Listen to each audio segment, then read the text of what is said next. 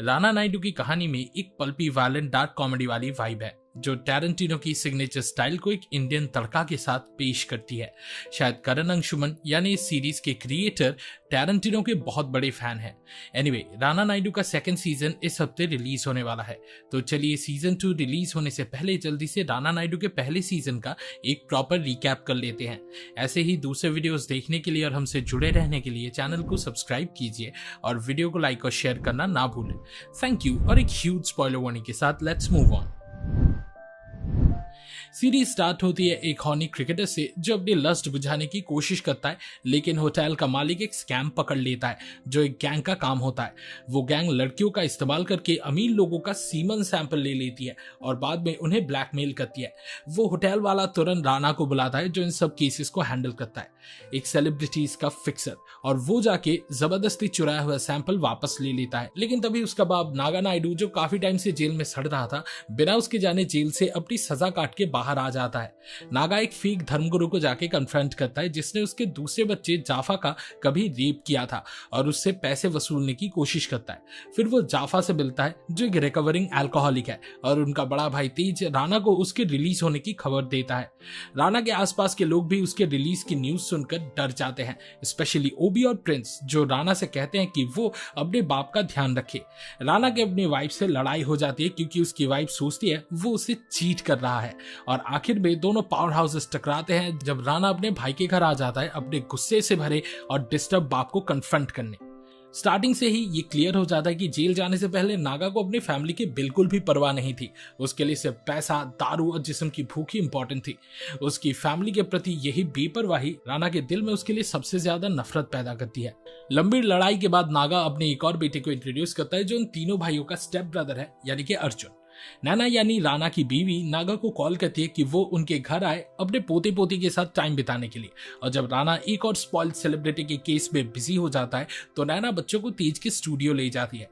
इधर Rana star Prince के sexual extortion case को सॉल्व करने की कोशिश करता है, जिसका वीडियो वायरल हो गया था जिसमें वो अपने पार्टनर्स में से एक को ओरल प्लेजर दे रहा था। जब राणा उस ट्रांस वुमन से मिलता है तो वो कन्फेस करती है कि उसने प्रिंस से सिर्फ लोन मांगा था।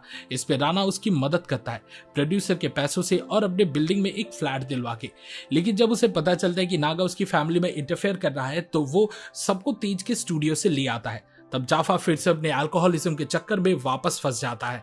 वो उस फेक बाबा से मिले पैसों के साथ अय्याशी करने लगता है, लेकिन नशे की हालत में ऐसा लगता है कि जैसे उसका एक हिस्सा खुद से काफी ज्यादा नफरत करने लगता है क्योंकि उसने अपनी जिंदगी भर के ट्रॉमा को सिर्फ पैसों के लिए कॉम्प्रोमाइज कर दिया था। अगली सुबह नागा जाफा और अर्जुन को लेके जाता है अर्जुन की मां से मिलवाने। इधर ओबी गलती से एक पेडेस्ट्रियन को रास्ते में मार देता है। वो राणा को भेजता है इस काम को हैंडल करने के लिए, और राणा प्लान बनाता है कि वो अपने बाप को इस मर्डर का दोषी बना देगा। लेकिन उसकी प्रॉब्लम्स खत्म होती नहीं दिख रही क्योंकि बाथरूम तक उसके पीछे आई लड़की वापस दिख जाती है और उससे वो सिड्यूस करने लगती है। राणा उसे लॉक कर देता है और ओबी के छोड़े हुए कार और बॉडी को ढूंढने निकल पड़ता है। जब वो कार मिलती है तो उसमें सिर्फ एक लकड़ी मिलती है जो एक फटी हुई शॉल में लपेटी होती है। डेड बॉडी नहीं होती। शायद ये उस पागल पॉलिटिशियन का सिर्फ एक और नाटक है। तो राणा डिसाइड करता है कि वो नैना के साथ अपना रिलेशन अब ठीक कर लेगा और वो उसे ओबी के पार्टी में ले जाता है। इसी दौरान बच्चे अपनी अलग पार्टी रखते हैं अपने पड़ोसी और वनबी रैपर रेहान के साथ, जो तूफान के साथ रह रहा होता है, जो रैप इंडस्ट्री का बेताज बादशाह है। राणा प्रॉमिस करता है कि वो उसकी मदद करेगा उसकी जंकी माँ को हैंडल करके, जो उसके पीछे पड़ी थी जब से वो घर छोड़ के तूफान के साथ रहने लगा था तब से।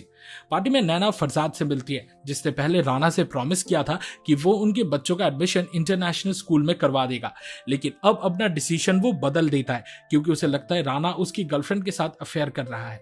राणा उसे पीटने की कोशिश करता है लेकिन जो नुकसान होना था वो हो चुका था क्योंकि नैना उस पर फिर से शक करने लगती है। इसी बीच वापस जाते वक्त नागा एक मॉल में रेस्टरूम जाने के लिए रुकता है, लेकिन उसका सामना होता है एक सीबीआई इंस्पेक्टर से जिसने कभी उसकी मदद की थी जेल से टाइम से पहले निकलने में, और वो उसे बताता है कि राणा ने प्रिंस के साथ मिलकर उसे उस मर्डर के लिए फ्रेम किया था जो प्रिंस ने कमिट किया था।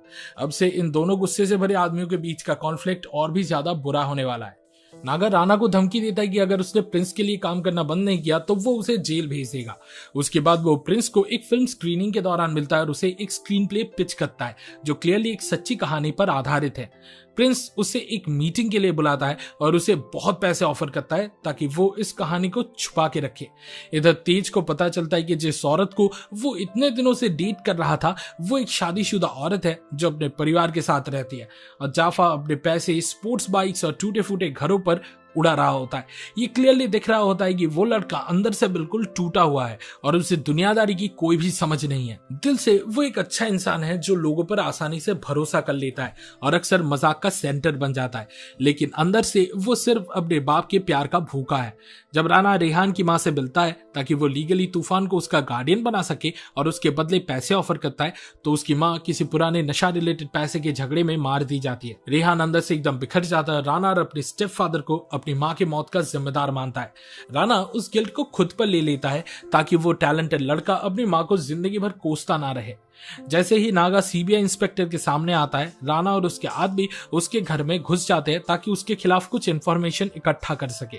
इधर ओबी को ब्रेन ट्यूमर हो जाता है और उसकी जान बचने के चांसेस एकदम 50-50 होती है। वो हॉस्पिटल से चुपके से निकल जाता है, लेकिन राना उसे वापस सेफली हॉस्पिटल ले जाता है।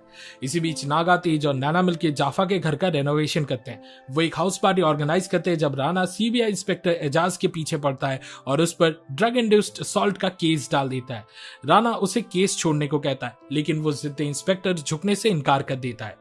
दूसरी तरफ नित्या, जो कि अपने टीनेज एंग्स्ट से भरी होती है, एक पार्टी में चली जाती है और भर के दारू पी लेती है। जाफा पार्टी के दौरान एक लड़की के साथ फिजिकल होता है, लेकिन उसके ट्रॉमेटिक बचपन की यादें ट्रिगर हो जाती है और वो घबरा जाता है। वो अपने घर को आग लगा देता है और सबको निकलने को कह देता है। जब तेज राना को इसके बारे में कॉल करता है तो राना वहां पहुंचता है और सबके साथ बदतमीजी करता है, अपनी बीबी और बच्चों के साथ तक। वो नागा पर बंदूक तक तान देता है ताकि उसे उसकी औकात दिखाई जा सके, लेकिन उसके एरोगेंट बाप की एक लाइन उसे अंदर से हिला देती है। अपनों से हारा हुआ राना वापस ओबी के पास जाता है और ओबी उससे कहता है कि उसे किसी ऐसे आदमी को हायर करना चाहिए जो सिर्फ धमकी नहीं दे बल्कि नागा के मुंह पर गोली भी चला सके। और उसी वक्त एक नया विलन हमारे सामने आता है। एक फ्लैशबैक में हमें राना के पहले की जिंदगी का मिसिंग लिंक दिखाया जाता है, जब वो और प्रिंस, जो एक उभरता हुआ तेलुगु स्टार था और मुंबई शिफ्ट होने का प्लान बना रहा था, दोनों मिलके कुछ और प्लानिंग कर रहे थे। लेकिन उनका लीडर सूर्या, जो राना का चाचा था, वो प्रिंस को जाने से मना कर दिया था। हमें यह भी पता चलता है कि राना के पिता ने सूर्या के पैसे चुरा लिए थे और जब ये लोग भागने का प्लान बना रहे थे तब प्रिंस से गलती से सूर्या की गर्लफ्रेंड पर गोली चल जाती है और क्योंकि वो बंदूक नागा का गिफ्ट था, ये लोग उस पर इल्जाम डाल देते हैं और उसे जेल भेज देते हैं। प्रेजेंट टाइमलाइन में राना सूर्या से मिलने जाता है, लेकिन उसकी पत्नियां और गुंडे उसे मिलने नहीं देते और उसे मुंबई वापस भेज देते हैं। दूसरी तरफ एजाज और नागा मिलकर प्रिंस पर एक स्टिंग ऑपरेशन प्लान करते हैं और राना के आदमी पहुंचने से पहले ही वो नशे में डूबे प्रिंस से काफी इंपॉर्टेंट इंफॉर्मेशन निकलवा लेते हैं। इसी बीच राना सूर्या से मिलता है और उसे अपने बाप का सर और इस देश से भागने का रास्ता ऑफर करता है। थोड़ा हिचकिचाने के बाद सूर्या इस हिट जॉब के लिए हाँ कर देता है। जब राना घर लौटता है तो उसकी बेटी कुछ परेशान दिखती है। जब वो अपने बाप से बात करती है तो बताती है कि रेहान ने उसके साथ जबरदस्ती करने की कोशिश की थी।